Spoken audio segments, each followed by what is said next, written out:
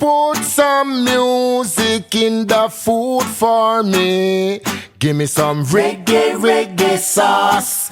Hot reggae, reggae sauce. Welcome to Step 6, Confidence Building. Levi Roots is a reggae musician, chef and entrepreneur.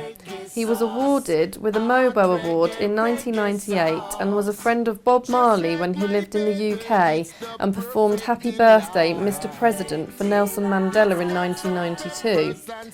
Levi appeared in the spotlight after appearing on BBC Two's Dragon's Den looking for funding for his Reggae Reggae Sauce.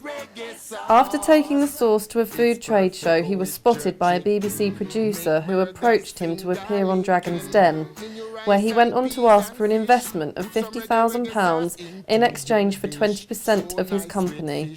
He walked out with the money and investors Richard Farleigh and Peter Jones took 40% between them. Straight away, Sainsbury's stocked the sauce in 600 of their stores. The rest is history. Reggae, reggae sauce. It's so nice, I had to name it twice. Well, hi Levi, thank you very much for agreeing to share your story with us and talk a little bit about confidence building, which is obviously what Step 6 is all about. So what brought you from Jamaica to the UK? Well, my parents were actually one of the first entrepreneurs that I ever knew, and I think they influenced me quite a bit.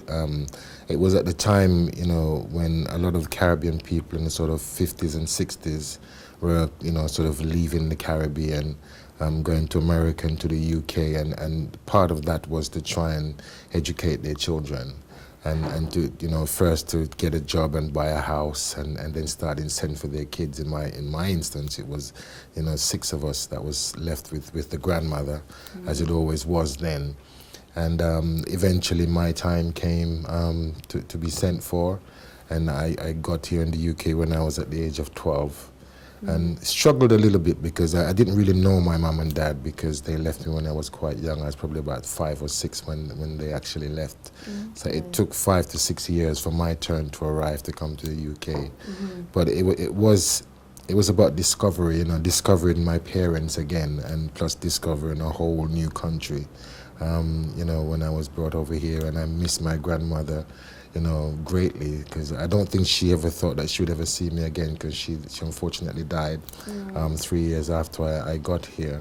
But I think what she taught me back then, as a sort of up to the age of 12, has stayed with me all my life, and I still see myself as a Jamaican, a bit of both, an English boy growing up here at the age of 12, but my roots are in Jamaica. Yeah, and in your name.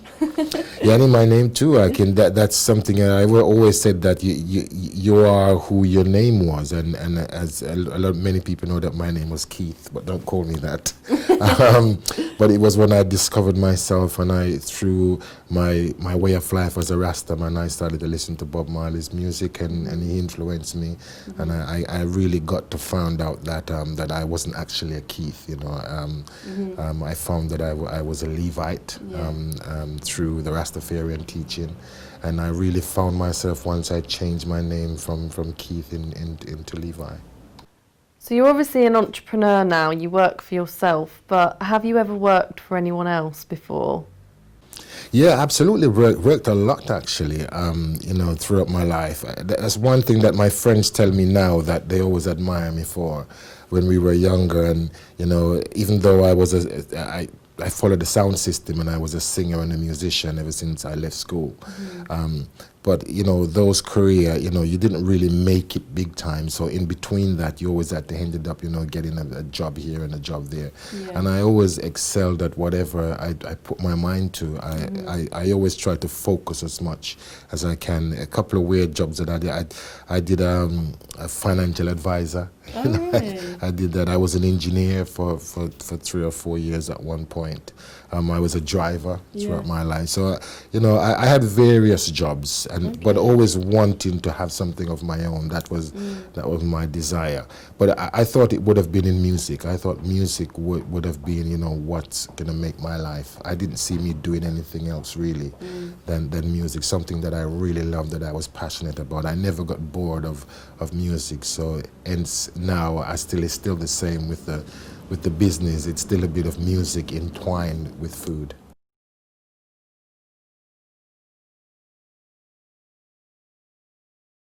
You obviously have a passion for food.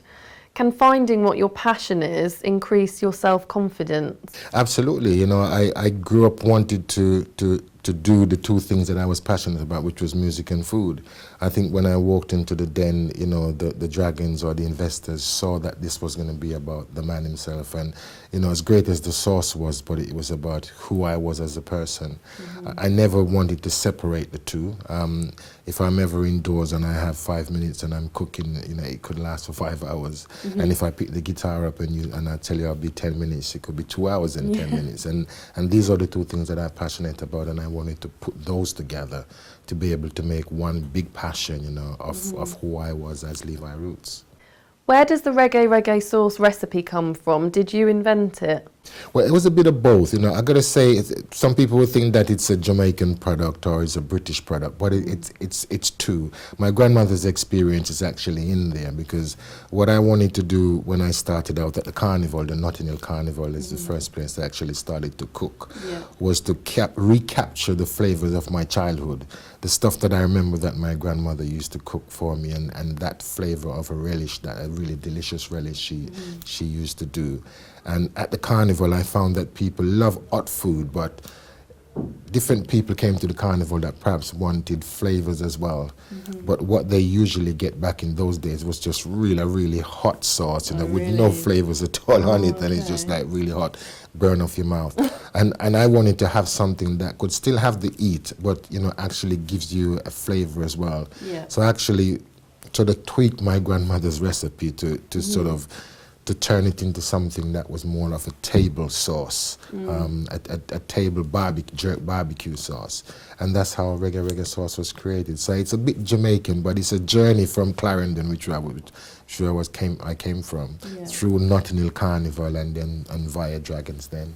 Did you ever think the Reggae Reggae brand would ever become as big as it has today? No, actually, I felt that this was something that could be quite big. I wouldn't have gone on Dragon's Den if I didn't really believe that, you know, this was something that was on the verge. All I needed was just someone to come in to be able to help me to make that dream a realization. And this is what Dragon's Den was about. I'd never saw the program. I didn't actually know what Dragon's Den was, but I felt that, you know, if there was an opportunity for me, I really believed in my own abilities, and I believed the song that I'd written about it that would do something fantastic to market the product. We might have to ask you to sing a bit about that afterwards. And but the business plan was, you know, I mean, I wrote a book called You Can Get It If You Really Want, and within that book I reproduced my original business plan that I had, and it talked about a TV show, it talked about a chain of restaurants even back then, because I just felt that the time was right for the UK public to have something Caribbean, and to be able to accept that, just as though they have Indian food and French food and all the other cuisines that we saw on the high street, but we never had a Caribbean sauce that was a mainstream sauce. And because of my experience at the carnival and seeing, you know, over 20 years at the carnival, and seeing so many people come in and enjoy what I was doing, I knew there was a market for it, because if you've done something for 20 years, then, you know, absolutely, then, you know, you should have a business plan that surrounds that. For most young people, the thought of going on Dragon's Den and pitching their business idea would frighten them half to death. How did you have the self-confidence to be able to do that? Yeah, it's part of that. I think you got to have that bit of self-belief, but you got to have a really cool business plan as well too, that allows you to go out there and express yourself of who you are. And, you know, just going back to that business plan, when I wrote it, I wrote it about Levi Roots, and I think that's the key advice that I would give to young people. If you are sort of making that crucial business plan, it should be a lot about yourself, especially if you're going in that route of seeking for investors, for someone to come in, you know, and actually, you know, work with you on it. I don't think investors are looking for a business person that's, you know, the finished product. because that's what they're there for, you know, because they'll tell you, if you think that you're Mr. Know-It-All, then what do you need me for? But if you really think that you've got something potentially, but you need somebody just to come in to sort of tweak it and give you that crucial advice, that's what it's about. So it's about confidence as well, but it's also about having a business plan that actually tells you have the finished product. And for us, it wasn't about Reggae Reggae Sauce. It was more about Levi Roots. So sell yourself more rather than what you're actually doing, because absolutely. people buy into people. Yeah, and I think, you know, walking up those stairs in Dragon's Den and standing in front of the Dragons, you know, the first thing that they saw and they heard was the music, and they saw the Rastaman standing there. So it was about that, and then afterwards they tried the product, which was fantastic. But I think for them to be able to like the product, they would have to love the person who's selling it, because that's what they are investing in. Definitely.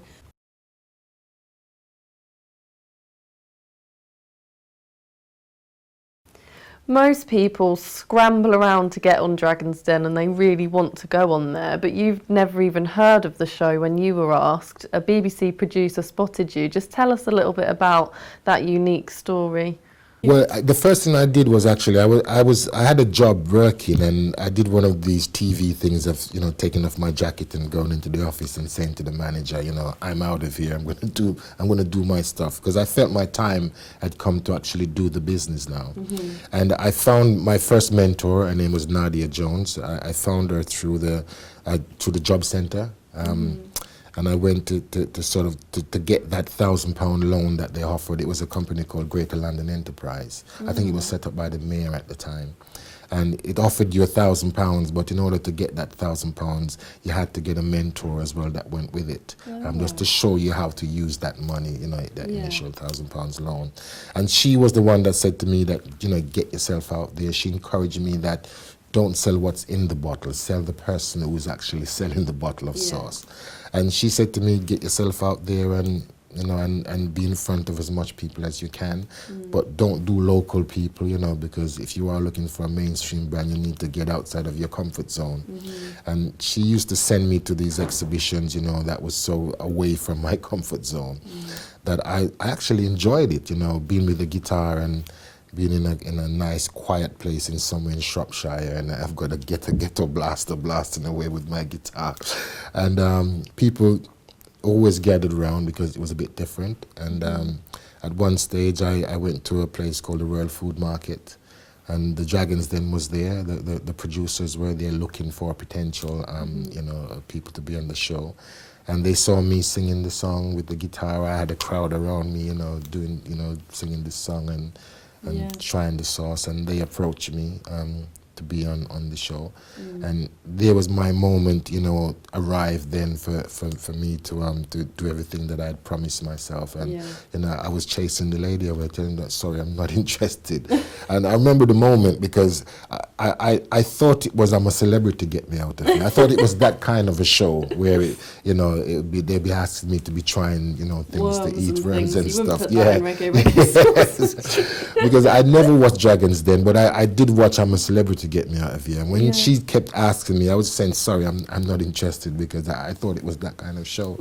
But she just kept, you know, coming back again, so that it would be fantastic, you know, please accept my card. And I took her card and I rang them up after my kids again tried to tell me not to do it, because they were trying to protect, you know, Dad as the musician and someone who had made a career out of music. And they know Dragons Den and how embarrassing it can be if you go on there and if the Dragons actually slayed you instead. And they not didn't quite so embarrassing when they walk into supermarkets now and see the sauce and see. But and of course now if you were to ask them, you know, should your dad go on Dragons Den, they'll tell you, yeah, I know my dad would have won. But I actually went on there just to prove my kids wrong, because they thought I was a bit old, you know, and Dad, you know, you can't win it with a song called Reggae Reggae Sauce song and all that. And I wanted to prove to them that actually, you know, I had the passion and I could do it, which I did. Put some music in my food for me and give me some Reggae Reggae Sauce. At Reggae Reggae Sauce. It's so nice, I had to name it twice. I called it Reggae Reggae Sauce. At Reggae Reggae Sauce. just like my baby. You're a man of many talents, chef, entrepreneur, musician, dragon slayer. Where do you get your inspiration from? It started out with my grandmother, I think, but then, as I said, my parents was my first inspiration, because, as I said earlier, for them to do that, to leave Jamaica in the 60s, and leave all their kids behind and come to the UK, and every year it was something fantastic, is get a job each, then buy a house, and started to send for the kids, every year, one at a time. I thought that was really fantastic, and to see my mom struggle then, and then eventually when I came, and I couldn't read and write at the age of 12 when I came here, and she really upped the game and taught me, because I couldn't focus in school, because I was trying to be too cool, because I didn't have the curriculum bit, but I was the coolest kid because I was a country boy and I could climb a tree faster than anybody else. I could open a bottle without the bottle open and do all the cool things that that a 12-year-old boy needed to do at that time. So I didn't concentrate much on my lessons, but when I got home, it was when my mom actually taught me how to read and write. So she was my first inspiration to see all that they've done between him and her and my dad to get the family out of Jamaica, where we came from a very poor background, and to have us all here in the UK, with a house, and as they say, that nuclear family of 2.3 kids in a car in the back and all that. Yeah. I thought that was very inspirational. And then of course my grandmother, who I miss greatly, and I wanted to do something great for her memory. So those are my two biggest inspirations.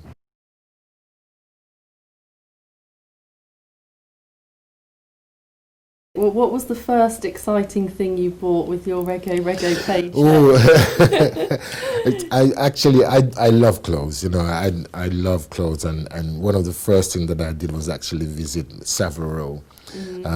Because before it was just a dream to go on that street, because you're there and go into the shop the way I used to dress before, because some guy would look at you on the outside, and you don't even get in the shop, much less.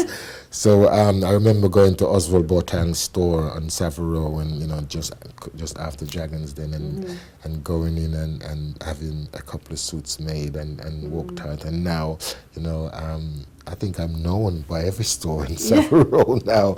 Well, that was my first, most extravagant things that I brought, was some really nice suits, just because, again, it was important for me to represent the sort of black and ethnic minority community who had, seen one of their own on Dragons Den, which usually, because of the system, you just don't see us winning in that way and seeing us having such great vision. So for me, it was not just about me, it was about the whole black community, especially Jamaicans, the whole diaspora that was abroad. So it was important for me not just to do me, but also do it for the whole community as well, because even Brixton, where I was from, the night of me being on Dragons Den, I suppose everyone in Brixton was watching that and willing me on to be successful. So I knew that I had to talk the right way, dress the right way, not just for myself, but for the communities as well. And that's good advice to young people as well, to look presentable.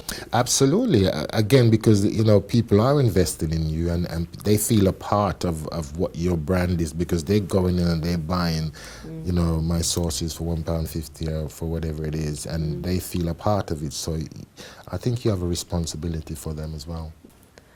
So what's next? Do you have any other goals or projects on the boil at the moment? Well, absolutely. I think the business plan never stops. That's another advice I've got to give people as well. It's not about having a business plan saying that you start from scratch and then you get the money and then that's it.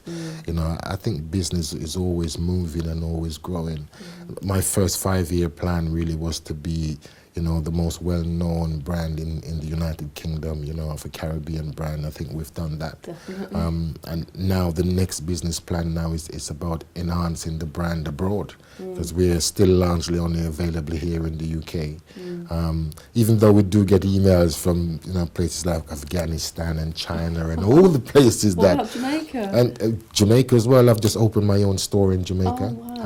which is perhaps again a fantastic thing to do, because I was living there as a 12-year-old boy, unable to read and write, and then now to have my own store there selling my products. You know, it's fantastic. So we still have a job to do, because the business plan now is about, you know, America and the rest of the world with the sauce. So business plan never stops. What is the best piece of advice you could give a young person who doesn't have much self-confidence? Well, based upon and my own story and my own background, I think you need to be true to yourself, you know, about who you are and where you want to go. You got to know what your vulnerabilities are, you know, and work on that. You've got to admit if there are some things that you really need to concentrate on, which I think a lot of us don't like to do. We like to think that we can do it all. But, you know, this thing about bringing someone else in that knows it more than you, I think that was my saving grace.